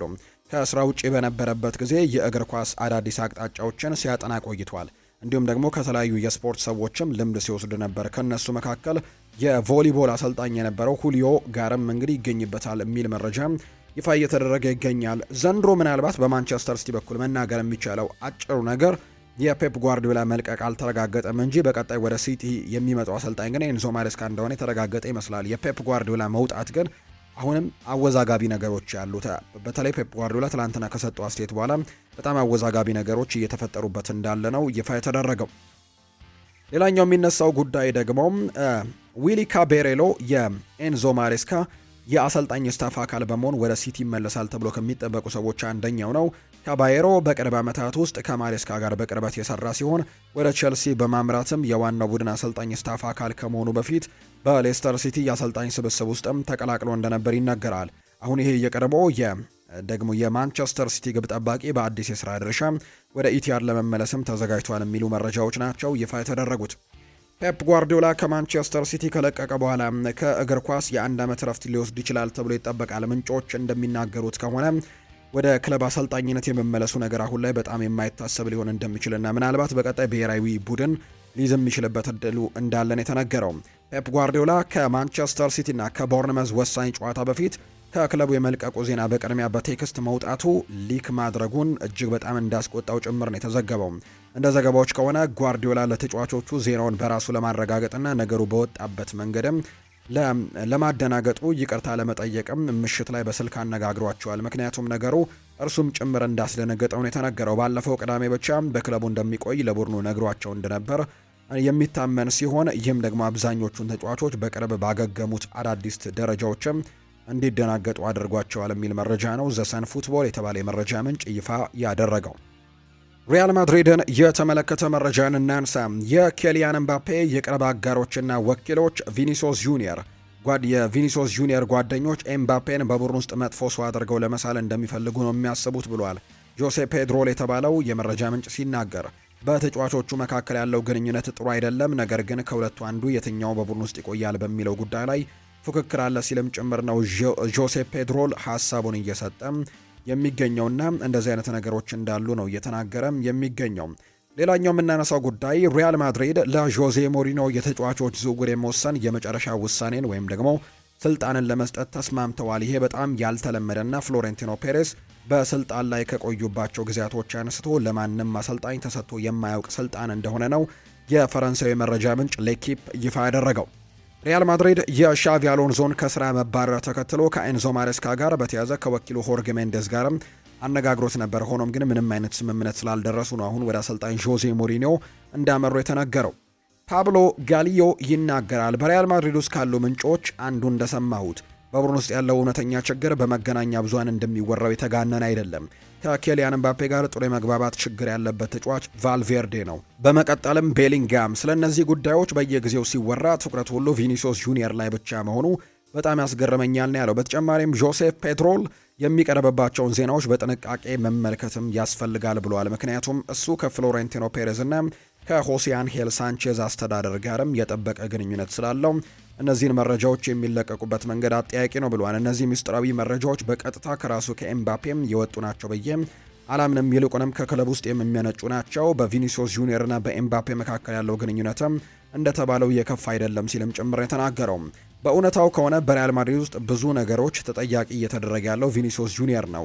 ነገር ግን እሱ ትክክለኛው ተጠያቂ አይደለም። ከነዚህ ጉዳዮች መካከል የሻቪ አሎንዞ ከስራ መባረር አንደኛው ነው። አንዳንዶች ይህንን ጉዳይ ከባርሴሎና ጋር በተደረገው ጨዋታ ላይ ካሳየው ተቃውሞ ጋር ያያይዙታል። ነገር ግን እውነታው ግን የሻቪ አሎንሶ ከስራ የመሰናበት በቡድን ውስጥ ከቪኒሲዮስ የበለጠ ተጽዕኖና ግፊት ያሳደሩ ሌሎችም ተጫዋቾች ነበሩ ብለዋል። ከእነዚህ ተጫዋቾች መካከል ደግሞ በግንባር ቀደምትነት የሚጠቀሰው ፌዴሪኮ ቫልቬርዴ እንደሆነ ነው ይፋ የተደረገው።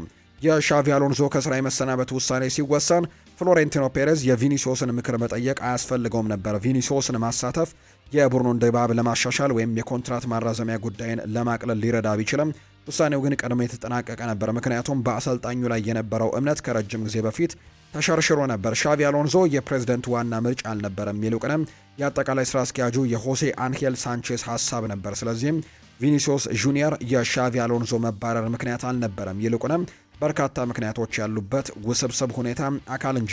በዚህ ጉዳይ ላይ ያለው ተጽዕኖ በጣም ውስን ነው። ቪኒሲዮስ ጁኒየር ዋናው ምክንያትም አልነበረም። ይልቁንም በዚህ የበለጠ ሰፊና ውስብስብ የሆነ የሴራ ወይም ደግሞ የሁኔታዎች ምስልም ትንሽ ክፍል ብቻ ነበር ሲልም ጭምር ነው የተናገረው። ፌዴሪኮ ቫልቬርዴ እና ኦሪዮል ሹዋሜኒ ለሽያጭ ከቀረቡ ተጫዋቾች ዝርዝር ውስጥ እንደሚገኙ እየተነገረ ነው። ለሁለቱም ተጫዋቾች ተገቢው የዝውውር ዋጋ ከቀረበ ወዲያውኑ ክለቡ ሊለቁ ይችላሉ የሚሉ መረጃዎች ዲያሪዮ አስ የተባለ የመረጃ ምንጭ ይፋ አድርጓል። ራሞን ሞሊናን ስለ ቪኒሲዮስ ጁኒየር የኮንትራት እድሳት አስቴቱን ሰጥቷል። ሪያል ማድሪድን መከታተል ከጀመርኩበት ጊዜ አንስቶ አንድ ክለብ የ24 ወይም የ25 ዓመት ተጫዋች ኖሮት ኮንትራቱ ሊጠናቀቅ 1 ዓመት ብቻ ሲቀረው ምን እንደሚፈጠር ማንም የማያውቅበት ሁኔታ ሲፈጠር ለመጀመሪያ ጊዜ ነው በቪኒሲዮስ የተመለከትኩት። ቪኒሲዮስ አዲስ ኮንትራት ካልፈረመ በክለቡ እንደሚቆይ አላስብም። ምክንያቱም ይህ ጉዳይ በጠቅላላው የውድድር ዘመን የክለቡ ትልቅ ችግር ነው። ወራት እያለፉ በሄዱ ቁጥር ተጫዋቹ ለጥቂት ወራት ብቻ ነው ነፃ መውጣው እያለ ስለሚናገር ይህ ትልቅ ችግር ይፈጥራል። በዓለም ዋንጫ ማጠናቀቂያ አካባቢ ላይ ይህ ጉዳይ በእግር ኳስ ዓለም ውስጥ ካሉት እጅግ አስፈላጊ አጀንዳዎች እንደሚሆን አምናለሁ። ወይ ኮንትራቱን ያድሳል ወይ ደግሞ ይሸጣል።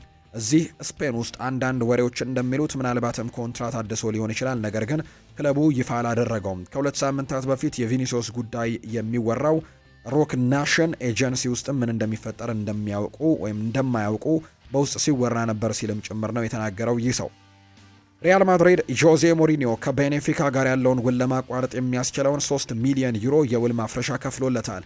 በተጨማሪም በሌሎች ታዋቂ የስፖርት መገናኛ ብዙሃን የወጡ ሰበር መረጃዎች እንደሚያመለክቱት ከሆነ ሞሪኒዮ አሁን ላይ ከቤኔፊካ ጋር ያለው ትስስርም ያበቃ ሲሆን ወደ ሳንቲያጎ ቤርናቢው ለመመለስም ሙሉ በሙሉ ነፃ እንደሆነ ጭምር ነው ይፋ የተደረገው።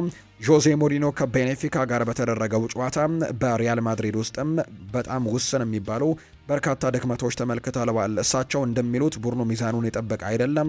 በአንዳንድ ቦታዎች ላይ ደግሞ ከመጠን በላይ ተጫዋቾች ያሉ ሲሆን፣ በሌሎች ቦታዎች ደግሞ ጥራት ያለው ተተኪ ተጫዋቾች እጥረት እንዳለ ያምናሉ። ስለዚህም አዳዲስ ተጫዋቾችን ማስፈረም እንደሚፈልጉ ነው ማርካ የተባለ የመረጃ ምንጭ ይፋ ያደረገው። ፖርቱጋል ለዓለም ዋንጫ የምትጠቀምበትን ስብስቧን ይፋ አድርጋለች። የፖርቱጋል ብሔራዊ ቡድን አሰልጣኝ የሆኑት ሮቤርቶ ማርቲኔስ የዓለም ዋንጫ ስብስባቸውን ይፋ አድርገዋል። አሰልጣኙ ለብሔራዊ ቡድኑ አምበል ክሪስቲያኖ ሮናልዶ ጥሪ ያቀርበውለታል። ፖርቱጋላዊው ኮከብ ክሪስቲያኖ ሮናልዶ 6ኛ የዓለም ዋንጫ ውድድሩን የሚያደርግ ይሆናል ተብሏል። 6 ጊዜ ደግሞ የሚሳተፍ ይሆናል። ይህም ሊዮኔል ሜሲም በዚህ ውድድር ዓመት ወይም በዚህ ዓለም ዋንጫ ለ6ኛ ጊዜ ነው የሚሳተፈውና እነዚህ ሁለት ተጫዋቾች ብቸኞቹ ተጫዋቾች ይሆናሉ 6 የዓለም ዋንጫዎችን በመሳተፍ። በፖርቱጋል ብሔራዊ ቡድን በኩል በግብ ጠባቂነት ዲኤጎ ኮስታ፣ ሆሴሳ ሩይስ ሲልቫ እና ሪካርዶ ቬሌሆ የተካተቱ ግብ ጠባቂዎች ናቸው። በተከላካይ ስፍራ ላይ ዲኤጎ ዳሎ፣ ማቲያስ ኑኔስ፣ ኔልሰን ሴሜዶ፣ ዣኦ ካንሴሎ፣ ኑኖ ሜንዴሽ፣ ጎንካሎ ኢናሲዮ፣ ሬናቶ ቪየጋ፣ ሩበን ዲያሽ፣ ቶማስ አሮሆ በተከላካይ ስፍራ ላይ የተጠሩ ተጫዋቾች ናቸው። በአማካይ ስፍራ ላይ ሩበን ኔቬሽ፣ ሳሙኤል ኮስታ፣ ዣኦ ኔቬሽ፣ ቪታኒሃ፣ ብሩኖ ፈርናንዴስ፣ በርናርዶ ሲልቫ የተመረጡ ተጫዋቾች ሲሆኑ በአጥቂ መስመር ላይ ዣኦ ፌሊክስ፣ ትሪንካኦ፣ ፍራንቼስኮ ኮንሴሳኦ፣ ፔድሮ ኔቶ፣ ራፋኤል ሊያኦ፣ ጎንካሎ ጉዴሽ፣ ጎንካሎ ራሞስ እና ክሪስቲያኖ ሮናልዶ የተመረጡ ተጫዋቾች እንደሆኑና በዓለም ዋንጫ ስብስብ ውስጥ የተካተቱ ተጫዋቾች እንደሆኑ ነው ይፋ የተደረገው። ዓለም ዋንጫውን ለማሸነፍ ህይወታችንን በሙሉ እንሰጣለን ብሏል ኔይማር ጁኒየር። ከ3 ዓመታት በኋላ ወደ ብሔራዊ ቡድን የተመለሰው ኔይማር ቡድኑ ለዋንጫ እንደሚፋለም የተናገረው ዓለም ዋንጫውን ለማሸነፍ ሁሉንም ነገር እናደርጋለን ያለው ኔይማር ዋንጫውን ወደ ብራዚል ለመመለስ ህይወታችንን በሙሉ እንሰጣለን ብሏል። በውድድሩ ቡድኑ ዓላማውን ለማሳካትም በጋራ ቆሞ እንደሚፋለምንም ቃል ይሰጣለው ሲል ጭምር ነው ኔይማር የተናገረው። ለዓለም ዋንጫ ጥሪ ከቀረበለት በኋላ ስሜታዊ ሆኖ እንደነበረም ተመልክተናል። ኔይማር ጥሪ እንደቀረበለት ሲሰማ በቅድሚያ ከአስቸጋሪ ጉዳት እንዲያገግም የሚረዱትን ሐኪሞች ሄዶ በማቀፍ ምስጋናውን እንዳቀረበላቸው ጭምር ነው ይፋ የተደረገው። ከዛ ውጭ ግን ለቡድኑ ደግሞ ቃል ገብቷል። ጥሩ ነገሮችን በዚህ ውድድር ዓመት በዚህ ዓለም ዋንጫ ለማሳየትም ትልቅ ፍላጎት እንዳለው ጭምር ነው የተናገረው ኔይማር ጁኒየር። ሳውዝሃምፕተን ከፍጻሜው ጨዋታ ውጪ ተደርጓል። የሻምፒዮንሺፕ ክለብ ሳውዝሃምፕተን ከሚድልስቦሮ ጋር የሚድልስቦሮን ልምምድ መሰለሉን ተከትሎ ቅጣት ተጥሎበታል። በዚህ መሰረትም ሳውዝሃምፕተን ወደ ፕሪሚየር ሊግ ለማደግ ከሚደረገው የጥሎ ማለፍ ፍጻሜ ጨዋታ ውጪ ተደርጓል። በፍጻሜው ጨዋታ በግማሽ ፍጻሜ ተሸንፎ የነበረው ሚድልስቦሮ ከሃል ሲቲ ጋር እንደሚጫወት ይፋ ተደርጓል። ሳውዝሃምፕተን በተጨማሪም የሌሎች ክለቦችን ልምምድ እየቀረጸ ሲሰልል እንደነበር አወዳዳሪው አካል ይፋ አድርጓል።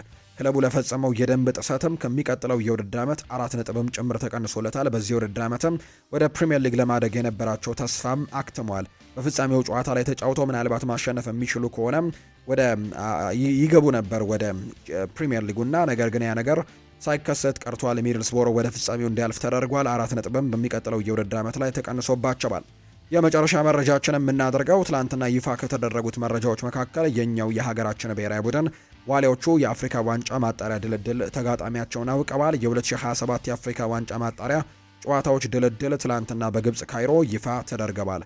የኢትዮጵያ ብሔራዊ ቡድን ዋሊያዎቹ በማጣሪያው ምድብም በምድብ 10 ላይ መደልደላቸውን ነው የተመለከት ነው። ኢትዮጵያ በምድቡ ምን ይመስላል የተመደበችበት ምድብን ከተመለከተን ኢትዮጵያ፣ ሱዳን፣ ሞዛምቢክና ሴኔጋል በአንድ ምድብ ነው የተለደሉት። የኤርትራ ብሔራዊ ቡድን በምድብ 4 ከኬንያ፣ ጊኒና ደቡብ አፍሪካ ጋርም ተደልድሏል። የ2027 የአፍሪካ ዋንጫ በኬንያ በዩጋንዳና በታንዛኒያ አስተናጋጅነት ይደረጋል። ማጣሪያው በመስከረም ህዳርና መጋቢት ወር በሚኖሩ 3 የብሔራዊ ቡድን የእረፍት ጊዜያቶች ላይ እንደሚደረግ ነው የተገለጸው። ምድቡን በወፍ በረር እንመልከትላችሁ። በምድብ 1 ሞሮኮ፣ ጋቦን፣ ኒጀር እና ሌሴቶ ናቸው ያሉት።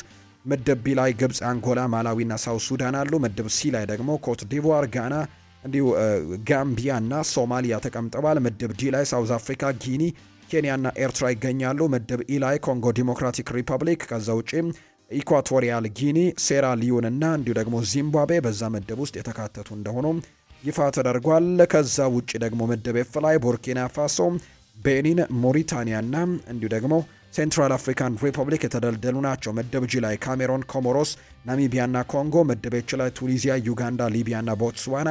ምድብ አይ ላይ አልጄሪያ፣ ዛምቢያ፣ ቶጎ እና ብሩንዲ። ምድብ ጄ ላይ ሴኔጋል፣ ሞዛምቢክ፣ ሱዳን እና ኢትዮጵያ። ምድብ ኬ ላይ ደግሞ ማሊ፣ ኬፕ ቨርዴ፣ ሩዋንዳ እና እንዲሁ ደግሞ ላይቤሪያ ይገኛሉ። የመጨረሻው ምድብ ላይ ናይጄሪያ፣ ማዳጋስካር፣ ታንዛኒያ እና ጊኒ ቢሳው የተደለደሉ እንደሆነ ነው ይፋ የተደረገው። የተወደዳችሁና የተከበራችሁ ቤተሰቦቻችን ለዛሬ ያዝንላችሁ አዳዲስ ስፖርታዊ ጉዳዮቻችን እነዚህን ይመስላሉ። ስላደመጣችሁን፣ ስለተከታተላችሁን፣ ቆይታችሁን ከኛ ጋርም ስላደረጋችሁ እጅግ ከልብ አድርገን ነው የምናመሰግነው። ፏድ ባሩ የዛሬውን ፕሮግራም እየመራው ከእናንተ ጋር ቆይታን አድርግ ያለው። በቀጣይ ፕሮግራሞቻችን ሌሎች ስፖርታዊ ጉዳዮችን፣ ሌሎች አዳዲስ መረጃዎችን አካተን በድጋሚ ተመልሰን የምንገናኝ ይሆናል። ለዛሬ ግን ስላደመጣችሁኝ፣ ስለተከታተላችሁኝ ቆይታችሁም ከኛ ጋር ስለነበር ከልብ አድርጌ ያመሰገንኩኝ። መልካም ጊዜ፣ መልካም ቀን እንዲሆንላችሁም ነው በአክብሮት የምመኘው።